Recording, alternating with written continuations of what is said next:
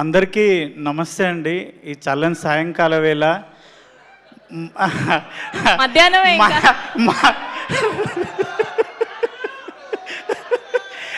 మనందరి సినిమా ఇరుముడి 6 ఏళ్ళ పాప నుంచి 60 ఏళ్ళ ముసలి వరకు ప్రతి ఒక్కరు థియేటర్కి పోయి చూస్తురన్న.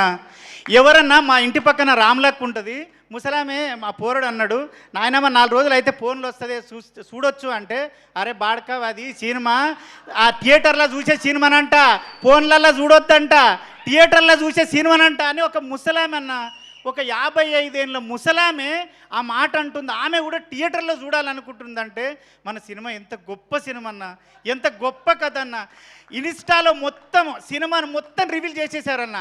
అయినా సరే ఏ ఒక్కరు కూడా ఎంత రివీల్ అయినా సరే ప్రతి ఒక్కరు సినిమాని థియేటర్లోనే చూడాలి, సినిమాని థియేటర్లోనే చూడాలి అన్న. నిజంగా చెప్తున్నా, అప్పుడెప్పుడో ఒసే రామలమ్మ సినిమాలో ఒసే రామలమ్మ సినిమాకి మా ఊర్లో లైన్లు కట్టి ఆడ మొగ అమ్మ నాయనమ్మ పిల్లలు అందరు పోయేది.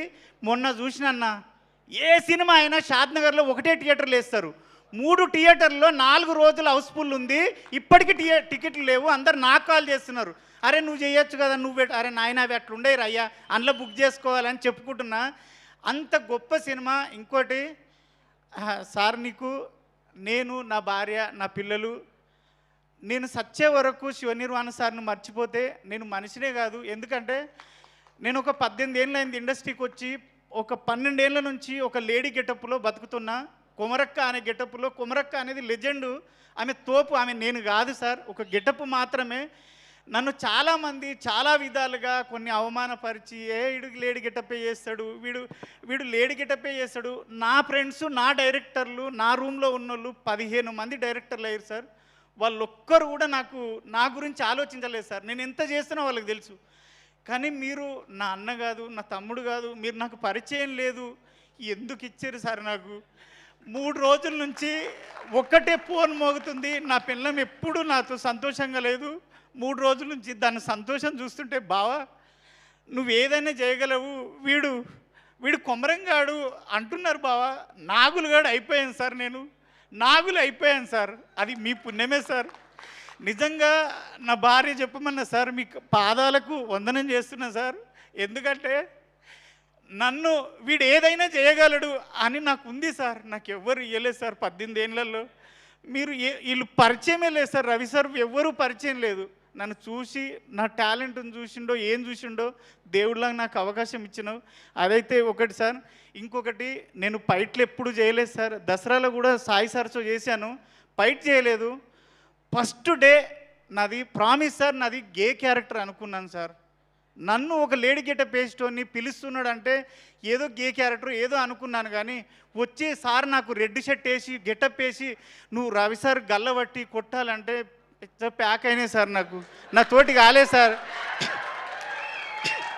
నిజం సార్, నా తోటి కాలే. అప్పుడు ఆడొక బూత్ మాట ఉంటుంది, సార్ అన్నాడు, అనరా అన్నాడు. అమ్మ నీ కాలుమొక్త సార్, నేను అనలేను సార్ అన్న. అంటే ఏం కాదు అనరా అన్నాడు. మీరు వచ్చేటప్పటికే నేను చెమటలతో తడిచిపోయినా సార్. మీరు అనుకున్నారు ఆ స్ప్రే కొట్టారేమో అనుకున్నారు సార్. కానీ అప్పటికే నేను మిమ్మల్ని చూసి తడిచిపోయాను సార్ అప్పటికే. కానీ గల్లబట్టి కొట్టిన ఆ ట్రైలర్లో ఉంటుంది, సినిమా చూసిర్రు, అది సింగిల్ టేక్లో ఓకే అయింది, హ్యాపీ ఫీల్ అయినా. తర్వాత ఫైట్ జరుగుతుంది. నేను 42 సినిమాలు చేశాను సార్. ఏ హీరో కూడా నాకు ఇంత కంఫర్ట్ ఇవ్వలేదు సార్. మీరు ప్రతి దగ్గర ఏం చెప్తున్నారంటే, అరే చూసుకున్నావా ఓకేనా ఫైటు, ఓకేనా ఫైట్ సార్.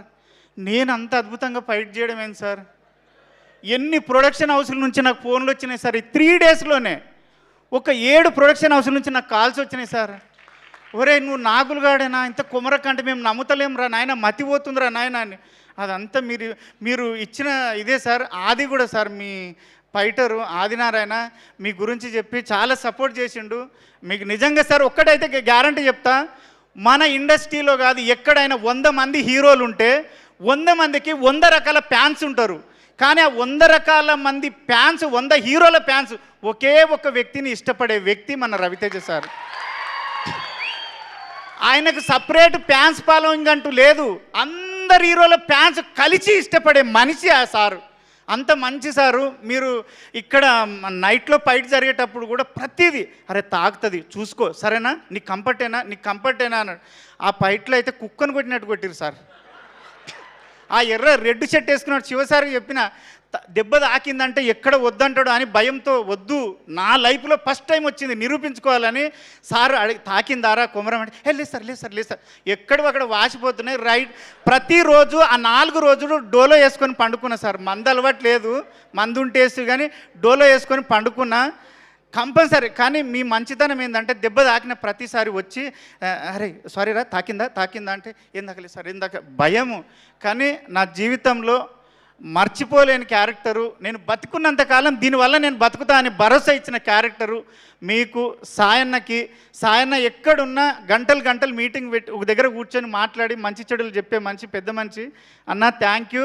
వల్లి గారికి, మన కోడైరెక్టర్ సురేష్ అన్నకి, ప్రతి ఒక్కరికి 24 క్రాప్లో పనిచేసిన ప్రతి ఒక్కరికి, రియల్ సతీష్ మాస్టర్కి, డిఓపి సార్కి, ప్రతి ఒక్కరికి థ్యాంక్ యూ.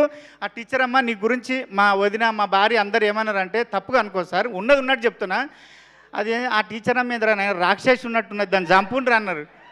అంటే నీ మీద అంత కోపం వచ్చింది జనాలకి అంటే మీ ఎంత సక్సెస్ చేశాం సార్, అసలు ఎంత సక్సెస్ చేశాం. సాయన్న ఒక్కటే డైలాగ్ అయిపోయింది.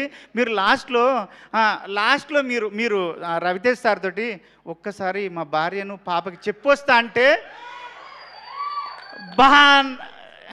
సార్ అయిపోయింది ఇంక లేదు. మీ అందరికీ థ్యాంక్ యూ. ప్రొడ్యూసర్లకి అందరికీ, అనంత శ్రీరామ్ గారికి thank you so much sir. మీ అందరికీ పాదాభివందనం చేస్తాను. మాకు అర్థమైంది మీ ఆనందం అంతా కూడా.